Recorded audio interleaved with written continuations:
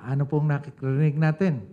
Meron nagsasabi, at alam naman ho natin, sabi nila ang susi raw sa disinformasyon o misinformasyon ay tamang impormasyon. Diba? Meron nagsasabi, alam naman nila na wala dyan yung akusado, bakit pa pinupuntahan sa bahay? Diba? May mga hindi pa nga magagandang sinasabi, ang ganito naman yung mga agents natin. Kasi po, ang panuntunan natin ay meron pong arrest warrant. Ito po ay isang utos ng husgado sa ating mga law enforcement agents na dalhin nyo yung mga akusado para mapasagot namin sa mga kasong isinakdal laban sa kanila. Para sila'y mausig ng ombudsman o di kaya mausig ng DOJ sa kanilang kasong kinakaharap. Okay? Ito po ay kasama sa proseso. Kasi yung ating pong law enforcement agents, pagkatapos po nilang makuha yung order na hulihin itong mga to, nagre-return po. May tinatawag pong return sa court. Kung nahuli nila yung tao, ibabalik nila doon. Diba? Tulad po ng nangyari kahapon. Nakita nyo po, yung 8 nahuli, nag-issue ang Sandigan Bayan ng commitment order kung saan ikukulong. Diba? At dun sa naman hindi pa nahuhuli, may sunodong kaproseso yan. Kasi sila ay pwede ng ituring na fugitives from justice. Ito po yung step 2. Diba? Pag fugitives from justice, dito na ho papasok yung cancellation ng passport. Diba? Diba? At whole departure order. Yung iba pa hong proseso. Nais kong ipabatid sa publiko na meron po tayong batas. Ito po ay inakda ng ating Kongreso taong 2024. Yung Philippine Passport Law of 2024. Ito po ay pagpapaganda, pinaltan po nito yung 1996 Passport Law. At dito, nakapaloob na rin po, siguro para malaman din ho na ating kababayan, nagkaroon po tayo ng insidente sa ating kasaysayan dati. Malalaking tao, di ba, hinaharang sa airport. Di ba? Nung panahong wala pang HDO, nung panahong wala pang kaukulang mga panuntunan. At dito nga ho sa desisyon ng Korte Suprema na binigyan tayo ng magandang aral, tinuro sa atin kung ano ang dapat na proseso. Diba? Kasi ang karapatan ng bumiyahe ay kasama sa mas malawak na karapatan ng bawat individual. Diba? Hindi ho ito pwedeng masupil ng walang kaukulang dahilan.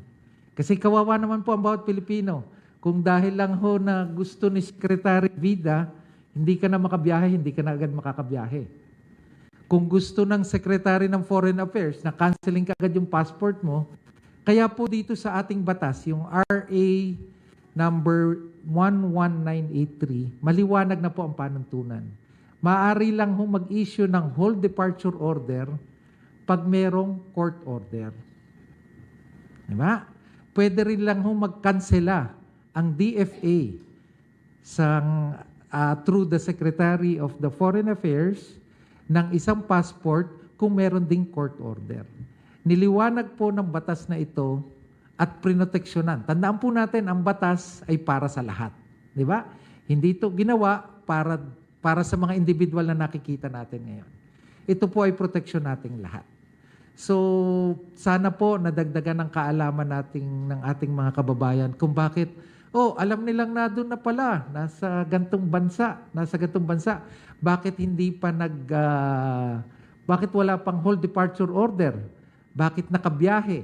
Meron din po kayong sigurong dinig na balita 2 weeks ago or last month, may ILBO, yung tinatawag pong lookout bulletin. Bakit nakabiyahe yon? Kasi ang ILBO po ay isa ring pamamaraan naman na instrumento o pamamaraan ng ating pamahalaan para ma-monitor yung mga pinagsususpetsahan na natin na maaari may kaso. Pero ang ILBO po ay hindi whole departure order. Kasi nga ho, ayon dun sa batas, ang pwede lang mag-issue ay ang korte. Ang ILBO po ay nire-request ng Department of Justice ng Secretary, utos po actually ito.